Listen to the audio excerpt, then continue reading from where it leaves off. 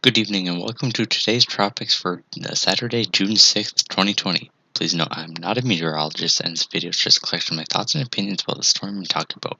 And for any decision making, please consult the National Hurricane Center or your local officials. Today I'm looking at Tropical Storm Cristobal, and right now it doesn't look too good. The convection is really scattered and it's not very deep at all.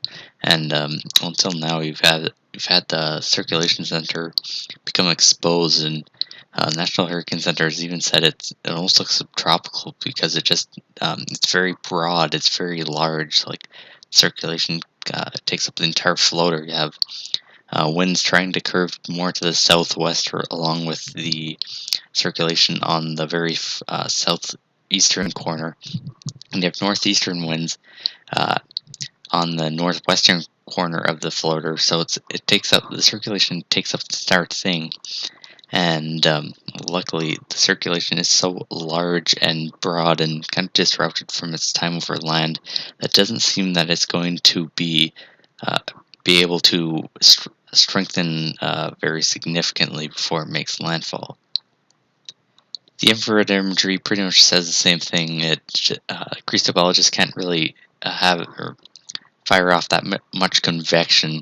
So if it keeps having trouble having actual significant convection for it to be able to intensify, it's going to remain not much stronger than it is now. It is 45 knots, so it isn't very weak, and it's likely the pressure will get lower also because it is a very large system, so we're going to have very low pressure for the wind intensity.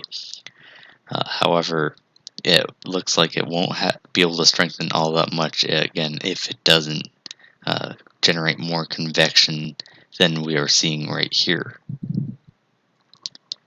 Looking at the water vapor imagery here, the actual core of the storm, the air doesn't actually look all that dry, so the issue might be actually thermodynamics, with the sea surface temperature not actually being all that favorable, even though this is the Gulf of Mexico, but it is only early June, so it's not like the middle of the summer, near peak season, where you have waters hitting like 30 degrees Celsius. They're still only a degree or two above 26 degrees Celsius, especially in this area. So it looks like that it's struggling to actually have a lot of convection, as the water is a little bit cool at this time. And while the air isn't all that dry, you can see that there's this pocket of dry air that's trying to move into the circulation right now. And this is because there are southwesterly winds as a result of the circulation itself, and also there are some winds like that at upper levels as a result of this upper ridge that is enhancing a band of convection affecting Florida right now. So it's possible that there could be some dry air intrusion. However, the models don't really try to do that all that much. Looking at the current recon mission, you can see that Cristobal is pretty broad still. You have this area near the actual inner core that has very low wind speeds that are below 10 knots, and the actual maximum winds seem to be confined quite far from the center. You see that there are stronger winds out here, but the center is generally estimated to be around here, so it is still a very broad system. It looks like it might have tightened up just a little since yesterday, but it is still pretty broad.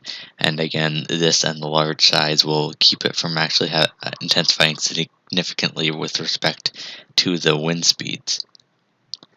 Looking at the latest GFS initialization for 18Z, you can see that you can generally confirm this. The circulation is very large. The maximum winds are generally far away from the center, and you can also see the western side of this upper ridge here that has southerly winds aloft, which might be causing some of the dry air to try to get in. And you can see this tongue of dry air that is trying to get into the circulation, and if so, you'd see a lot more areas without convection. You can see the dry tongue out here right now is right here, and you can see there's no convection at all, really. There isn't much at all, even over here where the relative humidity is a bit higher, you can at least see that there's some uh, cooler convection here, but it's completely wiped out over in that drier region.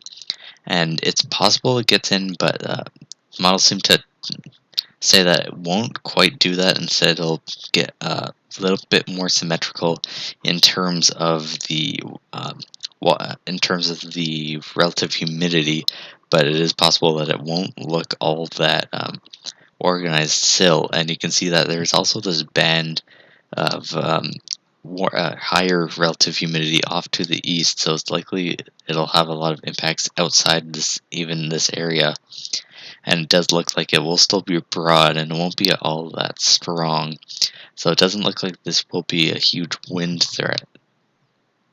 Uh, and then looking at the final track as it comes in for landfall, it looks like this upper ridge in the Midwest could start steering Cristobal a bit to the west as it makes landfall, and especially after it makes landfall, as the steering flow from the east tries to make a fight against this flow from the southwest, and as a result, you get a more northwesterly um, movement in that direction. Looking at the official forecast from the National Hurricane Center, you can see that this slight bend to the west is also forecast just after it makes landfall on Saturday or Sunday afternoon, and it is expected to strengthen a little because with the generally low shear that's expected, uh, Cristobal will be able to slightly moisten the environment around itself, which might be able to, which will allow it to maybe fire off a bit more convection, which would cause some gradual intensification. There's indications that there is some slight intensification with regards to pressure, but we haven't quite seen that with wind yet. But it is possible it slightly intensifies, but it's likely with the current system structure right now, something like rapid intensification looks pretty unlikely, at least at this point. And as for the major impacts, it doesn't look like wind will be a huge impact. There is a tropical storm warning here for those higher winds, especially to the east, actually, as you can see, because the system will be east weighted still.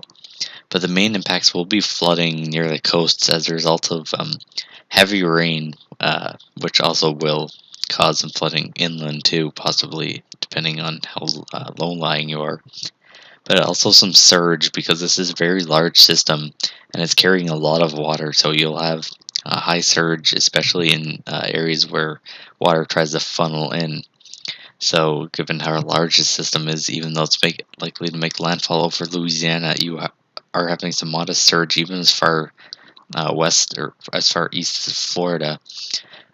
And there's also some rain from that eastern band of convection that's also affecting Florida. So you can see how east-weighted this system is right now, with a lot of the weather east of the actual center of the system. So if you are in one of these impacted areas, be prepared for some flooding if you are in low-level areas, and hopefully are preparing for Cristobal as it does head for the coast. Otherwise, there isn't too much going on in the tropics other than Cristobal. So if you have any questions or comments about my video, please let me know, and thank you for watching.